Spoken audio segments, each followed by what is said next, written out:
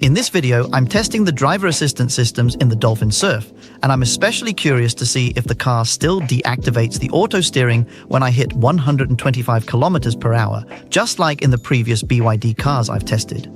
I really hope they fix that. I've also made another video where I go through the car, both inside and out, and take a closer look at the built-in software. And if you haven't seen it yet, there's a link down in the description, or you can click up in the top right corner right now.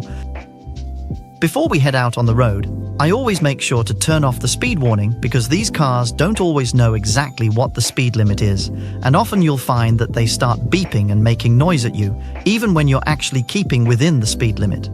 Simply because the car thinks it's something else and that the limit is lower. So to keep it from being too distracting in the video, I just turn it off. Luckily, it's pretty easy. I can just swipe down from the top of the screen here, and then there's a button right there I can press, and then it's turned off. Another monitoring function found in many newer car models is driver monitoring. There's a small camera up here that keeps track of whether I'm keeping my eyes on the road. And if I take my eyes off the road for too long, looking down at the screen here, maybe for more than about 3 seconds, it pops up and tells me to keep my eyes on the road.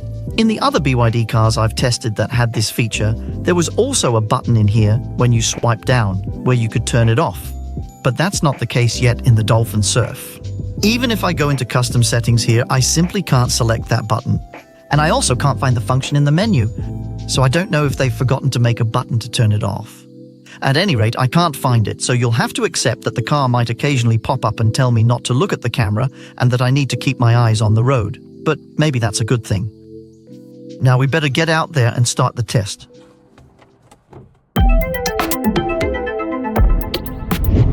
So we're driving on the highway, and to activate the adaptive cruise control, I can either press over here. That sets the speed to my current speed, but it doesn't activate lane assist, meaning the automatic steering. I can also choose to press over here instead. That does both, meaning it activates both lane assist or automatic steering and sets the speed to my current speed. Unfortunately, I can't automatically set the car's speed to the allowed speed for the stretch because there's no function for that, but I can use this little stalk here, as you always do, to increase or decrease the speed. And this is where BYD is a bit different from most other cars, because normally when you give it a small press, you adjust by 1 kilometer per hour, and then you can hold it down to make bigger jumps. Here, it's the opposite. A small press changes the speed by 5 kilometers per hour, whereas if I want to adjust in smaller increments, I have to hold the button down and then release it at just the right moment. Personally, I prefer the other implementation. I think it's easier to control, but honestly, it's not that big of a deal. In this case, where I need to change the speed myself, it's actually quite nice that a single press jumps by 5 kilometers per hour, so I can quickly change it 1, 2, 3 steps. If I want to adjust the distance to the vehicle in front, I do that with these 2 buttons down here, and I can set it to 4, 3, 2, or 1 car length. One thing that annoys me a bit about lane assist is the way it's indicated down in the display, and it's the same problem I've seen in the previous BYD cars I've tested. Because right now you can see there's a green steering wheel with some green lines next to it, and that indicates that the car is steering for me. For example, if I grab the steering wheel so it's not steering, that is, it gets temporarily deactivated, it turns white. Once it finds the lane again, it goes back to green, as you can see. But every time I pull it out of that mode, it turns white. So the white indicates that the car is not steering. For example, if it can't see the lane markings, it also turns white, and then I know the car isn't steering for me. The problem is, if lane assist is completely deactivated, if I just press this button out here, then lane assist isn't active at all. Well, then the icon looks exactly the same up here. I mean, it's white. That means I can't tell whether the car is currently trying to find the lane markings again, or if the system is just completely deactivated, and that's annoying. What they should do is either make it gray or maybe not show it at all if I haven't activated lane assist, and then keep it white when it is active but trying to find the lane. The current implementation doesn't make sense, showing the same indication regardless of whether the system is completely turned off or just temporarily not detecting the lane. They really should fix that. Just remove the icon when it's not active. I also always test how overtaking works with adaptive cruise control, because the good systems start to accelerate as soon as I indicate that I want to overtake.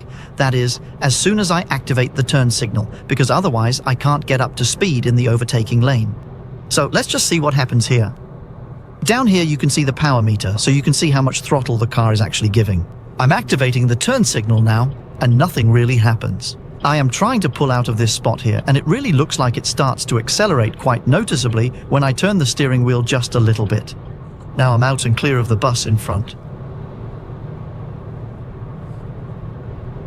Now I'm up to 110 kilometers per hour. It doesn't accelerate super quickly. It doesn't really step on the gas very well. I would have liked it to press the accelerator a bit more so I could pick up speed a little faster. But otherwise it actually worked okay. Unfortunately, the adaptive cruise control overtakes on the inside. It has no idea whether there are cars in the outer lane. Now it's slowing down a bit because there's a car in front here. But if there wasn't, it would just keep going and overtake on the inside. So yeah, it's not that advanced. Not all systems can do that either. Actually, there aren't that many that can, but there are some cars that handle it correctly. Now we've seen how the car overtakes. Now let's also see what happens if I'm driving at a higher speed than those in the inner lane with adaptive cruise control on, and I have to quickly pull in behind a slow-moving vehicle. Can the car brake in time? Does it give me any warnings? Or does it just do it calmly and smoothly? Let's try and see.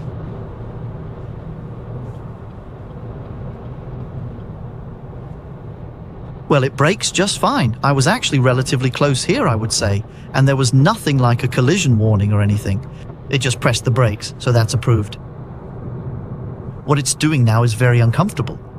The auto steering can't really figure out the lane markings, and I think it sees this black groove here, so it kind of zigzags along. It wants to pull me pretty far out here, and I don't like that.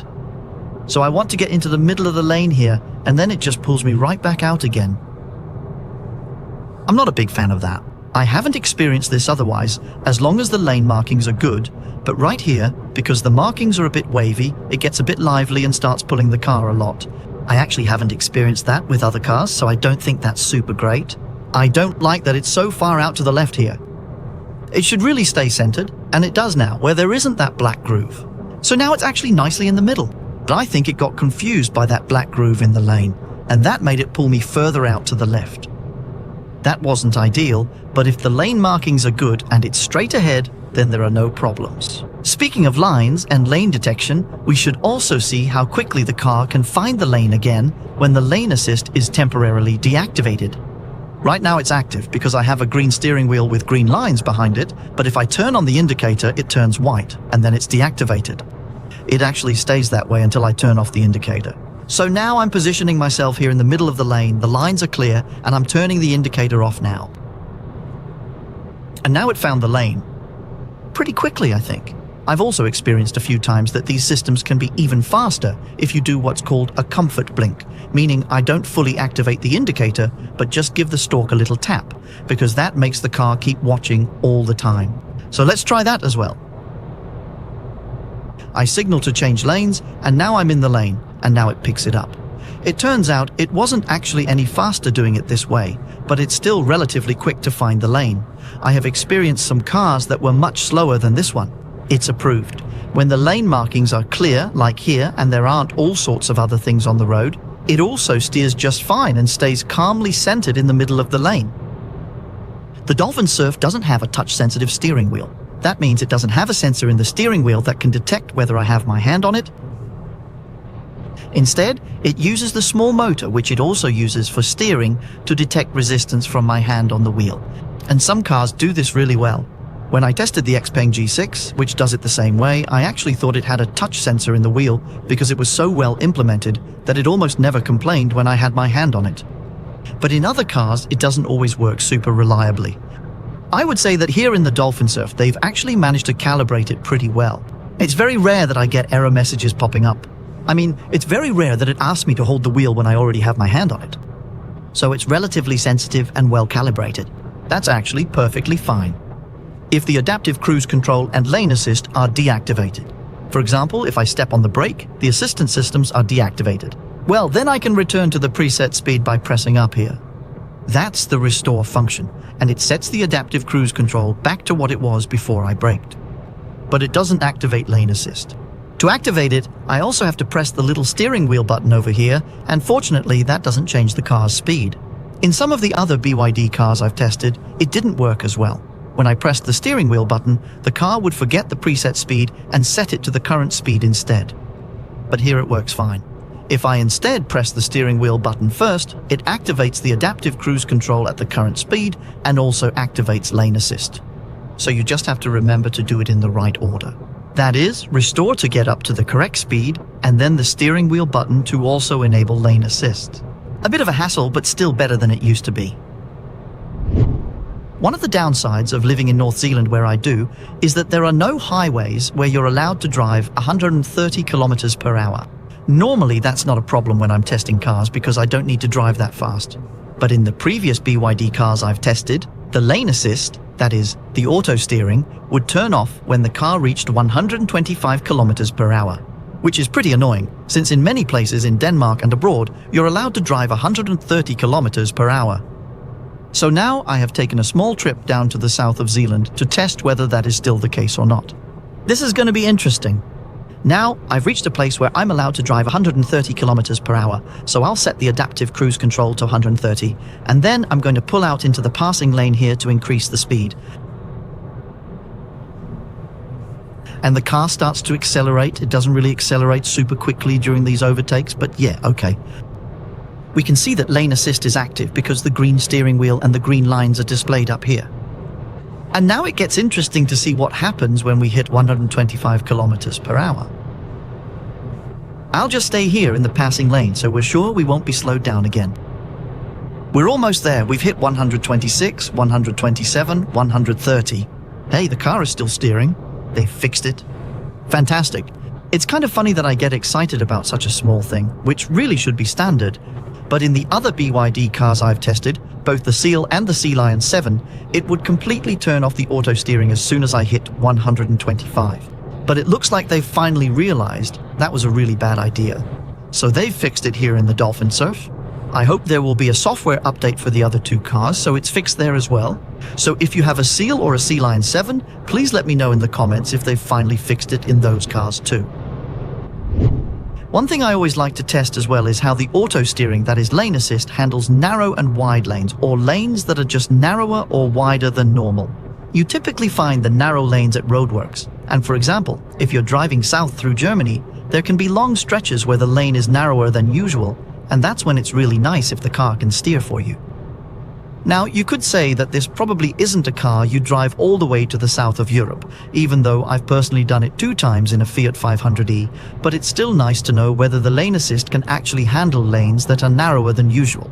You typically find wide lanes at motorway on-ramps here in Denmark, and pretty much all of today's cars can handle those without issues.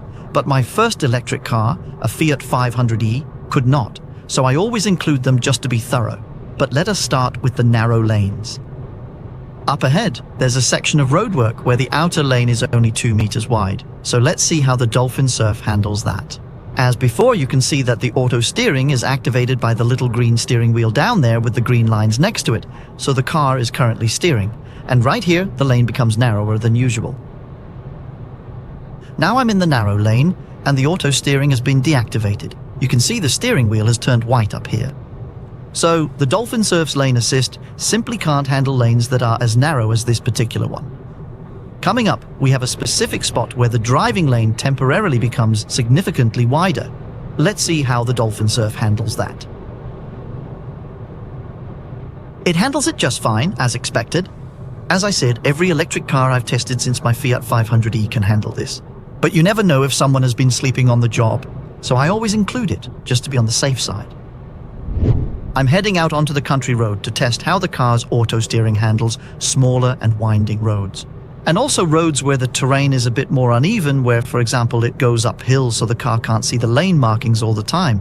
That's also where I usually test how the car can adjust its speed to the current speed limits. As you can see here, going up the hill, it handles it just fine. There are no problems, and that's pretty much what I expected as well. Right here, the speed limit is 60 kilometers per hour, and that's also what I've set the adaptive cruise control to. Up ahead, we're coming to a zone where the 60 zone ends. Here, the car should ideally detect that I'm allowed to drive 80 kilometers per hour. Unfortunately, it can't change the speed. I should, however, be able to press down on this little stalk, just like I can on the other BYD cars, and adjust it to the new speed. Now let's see if it figures out for now that I'm allowed to drive 80 kilometers per hour. There was also one of them that couldn't do that. Yes, it did. If I press down, it hasn't changed it. Oh, now it found it. It went up to 80 kilometers per hour. And it also tells me that I should focus on driving because I looked down at the screen down there a bit too long. Yeah, that's a little bit annoying. Let's try again. Now we're coming up to a city sign here. And here I don't want to lower the speed by using the stop down here. I will do it myself in advance. Otherwise, we'll end up entering the city zone with way too much speed because we're driving at 80. But let's just see here if it registers the new speed. When I pass the sign, yes, it did. It also flashes because I was still just a bit over 50. So it's working fine. And then it pops up again and says that now I'm looking down at the speedometer for too long. It's a bit annoying that you can't turn off that driver monitoring. It's actually a really good feature to help you keep your eyes on the road, but I think it might just be a bit too aggressive because if I just look down for a very short time, it immediately pops up to warn me, and I do find that a bit annoying. Luckily, we're at a standstill, so I can talk to the camera without any problems. And now we're coming to the stretch where I normally test automatic speed change. Here the speed limit changes from 50 to 60 and then to 70, and then the 70 zone ends, so we can drive 80. So here I can better show you how it works when it comes to setting the speed when the car detects a new zone. Yeah, it still thinks I was looking down at the display for too long there. Now we're entering the 60 kilometer zone, and the car has registered that, and I can press down there and then it sets the speed to 60. But again, if I look down at the display here for a little too long to make sure it has actually changed the speed, well, then it starts scolding me for that too, so yeah, it's not easy. Now we're coming up to the 70 kilometer zone, and the sign has been passed, and it has registered it, and I press down, and look, this time it didn't do it. Maybe I was just a little too slow in pressing the stock, so now it actually just set the speed down to 50 instead. As mentioned in the beginning, it changes by 5 kilometers per hour every time, so that's actually quite a big speed reduction you get. Now, I'll just try again.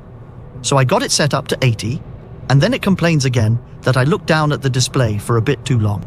Yeah, as you can see, it's not really optimal that I have to press this myself within a short time frame to set the speed to the current limit.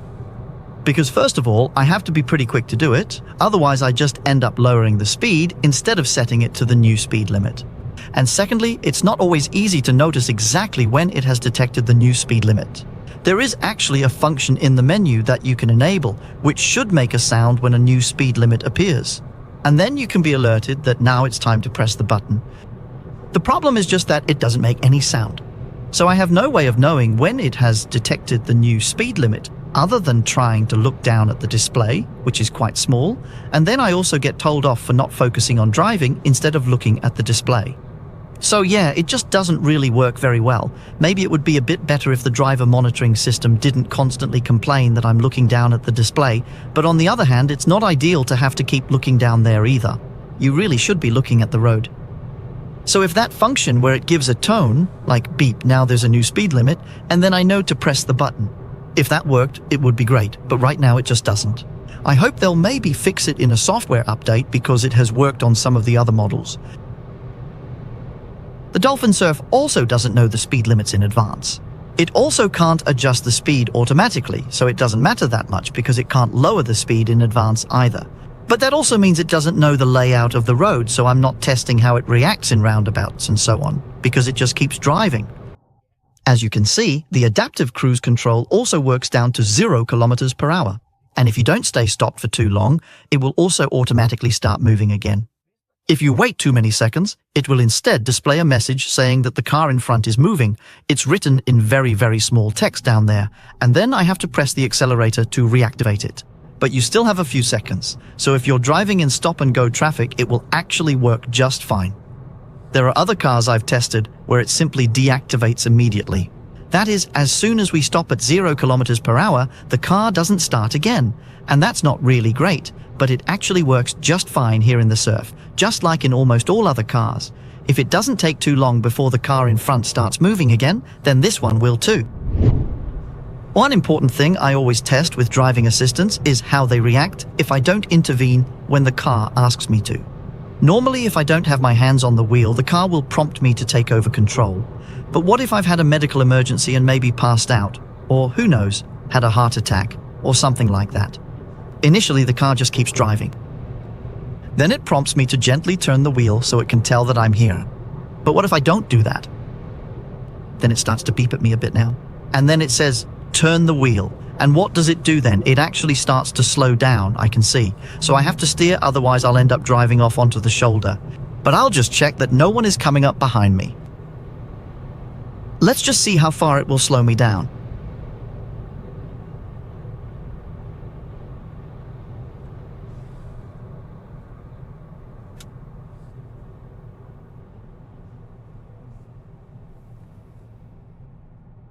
Now I have to get going again because there are cars coming up behind me, but it actually looks like it brings the speed all the way down to 0, and that's really quite good. It's great that it brings the vehicle to a stop if I don't react. There are some systems that just keep going, and that's really not very good. The better systems do a bit more to make me aware that I need to take over the steering immediately. Some cars, for example, tug on the seatbelt to get my attention. There are also some that give a little tap on the brakes so the car gives a jolt in case I might have fallen asleep. And then there are also some that turn on the hazard lights before the car starts to slow down, so that the drivers behind are aware that something is wrong, because the car is reducing its speed here. The Dolphin Surf doesn't do any of those things, but it is very positive that it doesn't just keep driving aimlessly, but actually brings the vehicle to a stop if I don't react to its warnings. So I would say that's actually acceptable. It could be better, but it's acceptable compared to many others.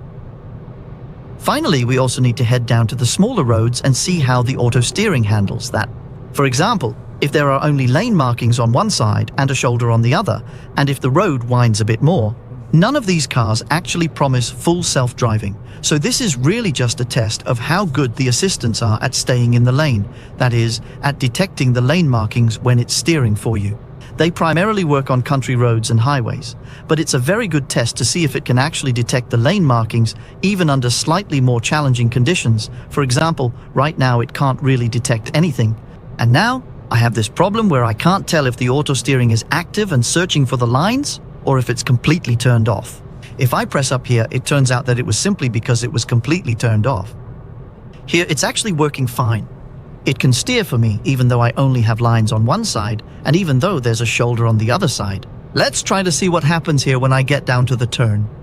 There's a kind of chicane with some hatching on this side, in the middle, and that can sometimes confuse the cars a bit. Now let's carefully observe and see precisely what the Dolphin Surf manages to accomplish here. Can it make it through without my help? It can, and without any problems. That's actually pretty good. And it's still keeping me in the lane. It actually hasn't disengaged at any point yet. Now there's a car stopped here, so I just have to take over and drive around it, because that was something it couldn't quite handle. That's fair enough. Now we've entered the final part of my lane assist test stretch here, where the speed limit is only 40 kilometers per hour, and the road is a bit more winding than before. And I can already say now that it's not too fond of those speed bumps. I don't know why it sometimes pops up and tells me about my consumption here, instead of showing this display where you can more easily see whether it's steering or not, but you can look up at this little green one up here. If it's green, then the car is steering. I haven't figured out how to get rid of the other one, but now let's see how it goes here.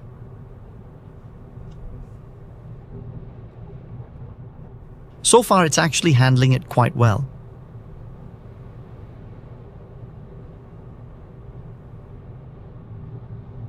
Now let's see what happens at the speed bump up ahead, whether it loses connection. No, it actually didn't. It handled that just fine as well. Now we're turning a bit the other way. And now we come to this turn where almost all cars fail. So far, only the Xpeng G6 has managed to handle it, but that's also uphill, poor lane markings, and in a turn. So yeah, let's see. I'm ready to intervene here if the car loses control. Yeah, and it just did there. There's not much lane marking either, but as I said, there's one car that has managed it. But it quickly found the road again, so we continue. Let's just see if it handles this speed bump. No, there it just lost itself for a moment. Funny enough, but it already caught it again before I had a chance to intervene. So it's relatively quick to detect where the lane is again when it loses it, as long as there are clear markings. Now we come to the last turn, which is almost 90 degrees in a gentle curve. So let's just try and see how it goes. And with only lane markings on one side and a curb on the other. And no, it couldn't handle that either. As I said, this isn't really what these cars are built for. They're built to be able to maintain steering on country roads and highways. But I still think it's a pretty fun test to see how good they actually are at staying in the lane when it's there, especially if the conditions change. And you could say, The Dolphin Surf is average, maybe a bit above average. Some have done it better. There are also some that have done it significantly worse. So it's actually okay, and my experience on country roads and highways where the lane markings are clear and it's mostly straight driving is that it has no trouble staying in the lane and steering for you. So after a week with the Dolphin Surf, here comes my overall assessment. When I tried driving the car back in the spring, I was a bit surprised that the software looked like the old version all the way back from the BYD seal. So it has pleasantly surprised me that quite a lot has actually happened since then, even though the home screen is still the old and, in my opinion, rather ugly version.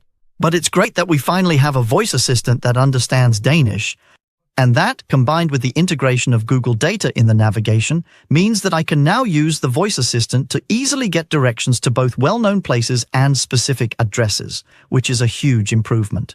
They just need to fix that crash when I make a slightly longer route, but otherwise it actually works well. They also still need to implement a change so the car will show me the expected arrival state of charge, both when I select my route and along the way, but since the information already exists in the system, I hope that maybe it could come in a future update, because it really does look like BYD is actually improving the software continuously. However, I do find it a bit strange that I have to use an older user interface in a brand new car when the software is actually newer, but maybe that's BYD's way of signaling that this is their cheapest model.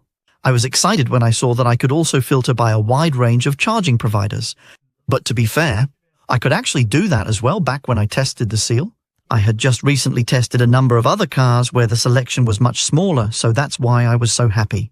But it's still a plus and much better than the options in many other electric cars. When it comes to the driving assistance, unfortunately, not much has changed. Yes, it's great that BYD has finally fixed that issue where lane assist would turn off at 125 kilometers per hour, but it was about time. Other than that, there haven't been any major improvements. Their indication of whether lane assist is active, which looks the same whether the function is completely deactivated or just temporarily can't see the lane markings, is pretty annoying. And by now, it's also frustrating that the car still can't automatically adjust its speed to the speed limits, but instead requires me to manually confirm it within a few seconds. It doesn't help that the tone that's supposed to notify me of a new speed limit, so I can hurry up and confirm it, doesn't work as it should. In the video, I say that it doesn't work at all, but sometimes there actually was a sound. It was just completely random, so in practice, it's useless. With clear road markings, lane assist also works well, but that situation where it got confused by road repairs on the highway wasn't great. I haven't experienced that in other cars I've tested, not even those from BYD, but if the road markings are clear, the car handles it well, and it's also relatively quick to find the lane. The adaptive cruise control also works fine, but I experienced an issue that wasn't so great. When I was driving with adaptive cruise control and temporarily increased the speed by pressing the accelerator, the car changed the set speed to the speed I temporarily reached. Instead of keeping the set speed and then returning to it when I released the accelerator, that's not how it's supposed to work. So I hope that's a bug that BYD gets fixed quickly. And then there's the matter of the price. BYD advertises that you can get a Dolphin Surf for only 150,000 kroner, but that model won't actually arrive until 2026. So it's a bit misleading to say it's Denmark's cheapest electric car, because right now it actually isn't. However, that doesn't change the fact that with the Dolphin Surf, you get a lot for your money because most of the equipment is included in all models. You also get a factory warranty of 6 years or 150,000 kilometers and a battery warranty of 8 years or 200,000 kilometers, so you can't really complain about that either. I also think the design has been greatly improved compared to the original BYD Dolphin, and even though the bright green standard color might be a bit bold, I actually think it works really well for the car. After all, it's such a snappy little thing. Now, if you want to see another video from my channel, there's another one for you to enjoy right there. And if you'd like to support this channel directly, I am always happy and truly grateful for a warm cup of coffee. See you soon.